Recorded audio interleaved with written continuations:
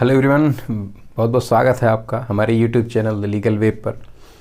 आज का लेक्चर जो होने वाला है बहुत इंपॉर्टेंट होने वाला है। ये वीडियो मैं बहुत पहले लाने वाला था, लेकिन कुछ ऐसे रिस्ट्रिक्शंस थी, कुछ ऐसे रीजंस थे जिस वजह से ये वीडियो मैं नहीं ला पा रहा था। अब वो सारी कॉम्प्लिकेशन समाप्त कर ली गई हैं, इसलिए ये वीडियो लेकर मैं हाजिर हूँ आप लोगों के सामने। आज का लेक्चर जैसे आप थंबनेल से जाने गए होंगे कि ज्यूरिस्प्रूडेंस से रिलेटेड है। तो ज्यूरिस्प्रूडेंस आपके सीयूईटी के एग्ज़ाम के लिए और यूपी पीसीएसजे के एग्ज़ाम के लिए बड़ा इंपॉर्टेंट हो जाता है। जब हम बात करें सीयूईटी की, तो ज्यूरिस्प्रूडेंस में सीयूईटी से पिछले 2 वर्षों की अगर हम बात करें तो 2022 में 5 और 2023 में 7 प्रश्न आए हुए थे, जबकि जब हम यूपी जुडिशरी की बात करें तो उसमें 15 प्रश्न आते हैं जो कि 30 मार्क्स के होते हैं।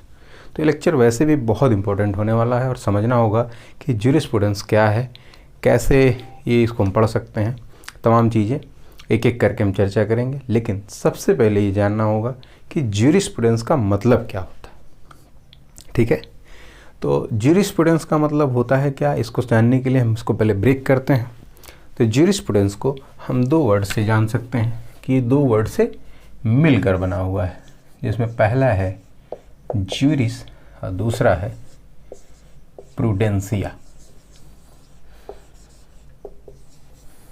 जिसमें ज्यूरिस का मतलब होता है विधि, लॉ, ठीक है, और प्रूडेंसिया का मतलब होता है नॉलेज, ज्ञान। ठीक है, तो विधि और प्रूडेंसिया का मतलब होता है ज्ञान। लेकिन क्या यही अर्थ होना चाहिए? क्या यही अर्थ होता है? नहीं, ये इसका यही अर्थ नहीं होता।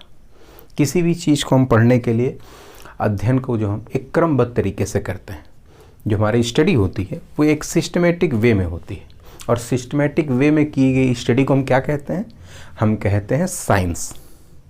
ठीक है, तो इसे विधि का ज्ञान न कहकर, ठीक है, इसे विधि का विज्ञान कहा गया है। और ये बात कही किसने थी?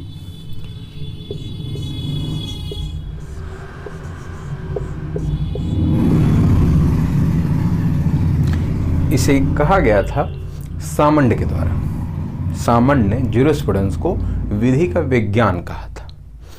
और ज्यूरिस्प्रूडेंस के बारे में ऐसे तमाम परिभाषाएं आपको मिल जाएंगी, तमाम बातें मिल जाएंगी जो आपके प्रीलिम्स के लिए ज़रूरी होती हैं। जैसे जूलियस स्टोन ने कहा था कि जो ज्यूरिस्प्रूडेंस है वो लॉयर्स एक्स्ट्रा वर्जन है। ठीक है, उसके बाद सिसरो ने इसे दार्शनिक पक्ष कहा था। ठीक है, विधि का एक दार्शनिक पक्ष है। जबकि जब हम बात करें लास्की की, तो वो कहते हैं कि ये विधि का नेत्र है। ठीक है, आई ऑफ द लॉ है, कि विधि का नेत्र है, कैसे देखेंगे, ये तमाम चर्चाएं।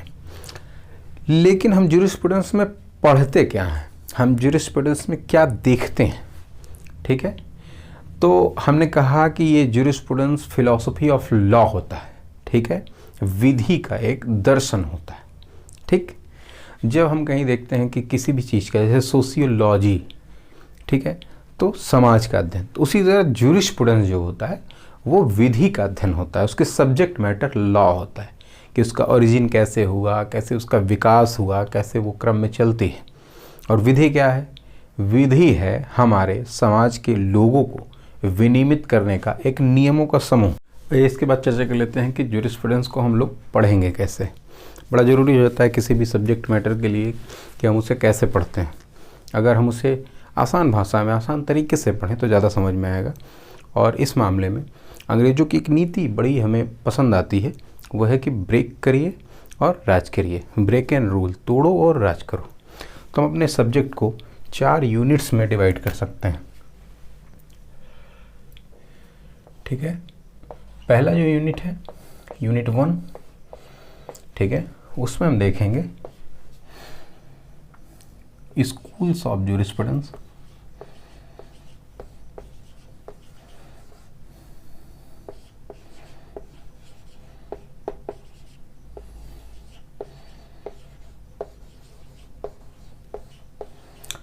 इस यूनिट में हम लोग देखेंगे कि जो विचारधाराएं हैं जूरिस्प्रूडेंस को लेके, जाहिर सी बात है कि कोई भी सब्जेक्ट मैटर होता है तो उसमें तमाम जूरिस्ट, तमाम लोग, तमाम विद्वान अपने अपने मत रखते हैं, जिसमें हम लोग देखेंगे तो 6 तरह के स्कूल आपको आगे मिलेंगे। हम उसकी चर्चा करेंगे एक एक करके। दूसरे यूनिट में, यूनिट जो 2 है, इसमें आपको मिलेगा देखने को जूरिस्प्रूडेंशियल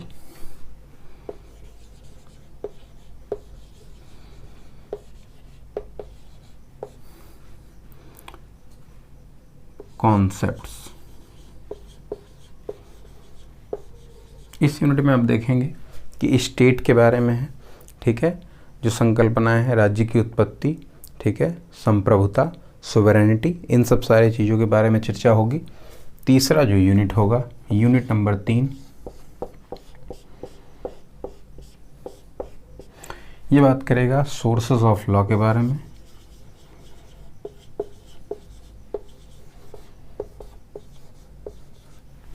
ठीक है, इसमें हम लोग ये देखेंगे कि लॉ के सोर्सेस कौन कौन से होते हैं, कैसे होते हैं, ठीक है, जिसमें हम देखेंगे कि प्राथमिक स्रोत क्या हैं, द्वितीयक स्रोत क्या हैं, primary and secondary sources of law जो है उसकी चर्चा होगी।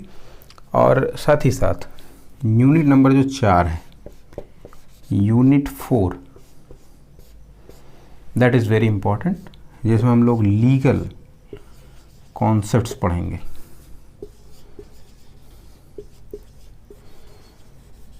जिसमें हम देखेंगे कि कब्जा क्या होता है, ठीक है, पोजीशन क्या होता है, ऑनरशिप क्या होती है, ठीक है, लीगल पर्सनैलिटी क्या होता है। आपने देखा होगा आईपीसी में कि पर्सन में कंपनी भी शामिल है, तो वो तो लीगल पर्सन हो गई, इनकॉर्पोरेटेड है, ठीक है।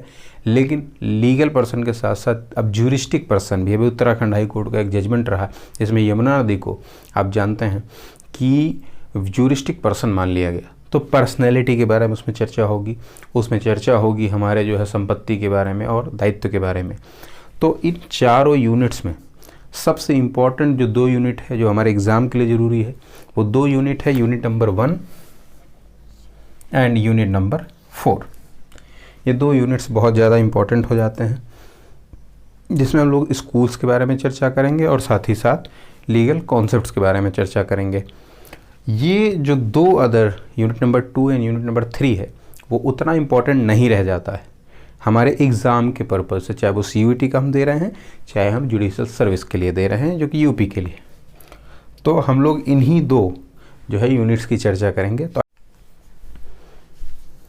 आइए अब देख लेते हैं कि स्कूल ऑफ ज्यूरिस्प्रूडेंस में हम लोग क्या क्या देखेंगे। 6 तरह के स्कूल की हमने चर्चा की है, वो एक एक करके आपको मैं बताते चलता हूँ थोड़ा सा, उसके बाद हम लोग बाद में इसे पूरी तरीके से पढ़ेंगे। तो जो सबसे पहला स्कूल है वो आता है natural law school. Natural law school, बाद में ऑफ ज्यूरिस्प्रूडेंस जोड़ लीजिएगा आप लोग कि प्राकृतिक विधि विचारधारा क्या है, कि ज्यूरिस्प्रूडेंस की जो उत्पत्ति की बात कर रहे हैं, विधि की उत्पत्ति जो है वो कैसे हुई, वो हुई है आपके नेचुरल लॉ के थ्रू, यानी कि जो प्राकृतिक विधि है, जो यूनिवर्सल लॉ है, जो सामान्य विषय जो है व्यक्तियों पर लागू होती है, हम उसमें चर्चा करेंगे। इसके बाद आता है आपका एनालिटिकल।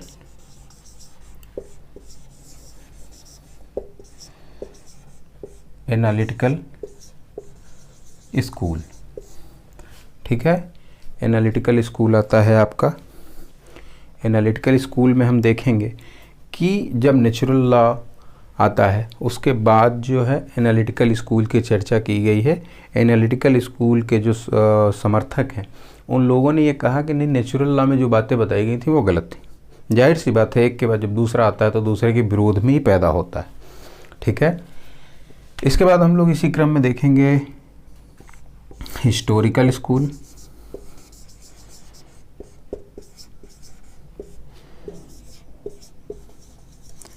ठीक है, और उसके बाद जो चर्चा होगी वो चर्चा होगी हमारी सोशियोलॉजिकल स्कूल की।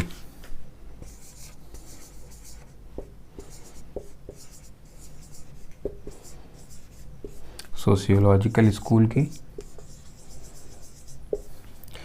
फिर लास्ट में जो 2 और स्कूल्स आते हैं वो हैं आपके फिलोसफिकल स्कूल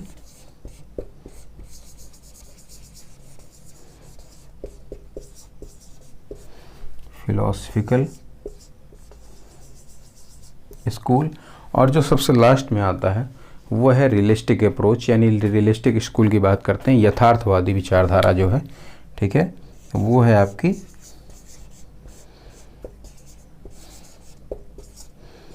रियलिस्टिक स्कूल।